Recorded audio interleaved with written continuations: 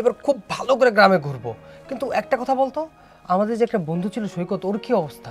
আরে ওর কথা বলিস না, ও এখন বিয়ে শাদী করছে, ও সংসার নিয়ে মেলা ব্যস্ত। তাছাড়া ভাবিরে প্রচুর সময় দেয়। কি বলছিস, ও বিয়ে করে ফেলেছে? শুধু বিয়ে করে নাই, কোটিপতির মেয়েকে বিয়ে করছে। মেয়েটা দেখতে যেরকম সুন্দরী এরকম ভদ্র। কি বলিস? তাহলে তোর এই সুন্দরী বউকে একটু দেখতেই হয়। ভাই বউটা পরে দেখো, এই যে তোমার জন্য চা বানাইছি, চাটা খাও আর খাইয়া কো চাটা কেমন হয়েছে। দে, হ্যাঁ তোর হাতে চা কি মিস করা যায়? স্বাদ আগের মতনই আছে। ঠিক বলছিস সাইফুল, তোর হাতের চার স্বাদটা কিন্তু ঠিক আগের মতোই আছে। তুই জানিস না তোর এই চাটাকে আমি ঢাকাতে কত মিস করি। আরে ভাই আমি তো ভাবছি তুমি আমার চায়ের স্বাদটাই ভুলে গেছো। আর ঢাকা শহরে যাই কত ভালো ভালো চা খাও, বড় বড় মানুষের লগে চলাফেরা করো, তোমার কি আর গ্রামের কথা মনে আছে?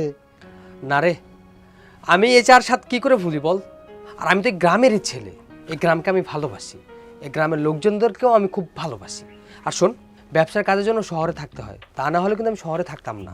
তোমার কথা শুনে আমার খুব ভালো লাগলো। আচ্ছা চা খাও।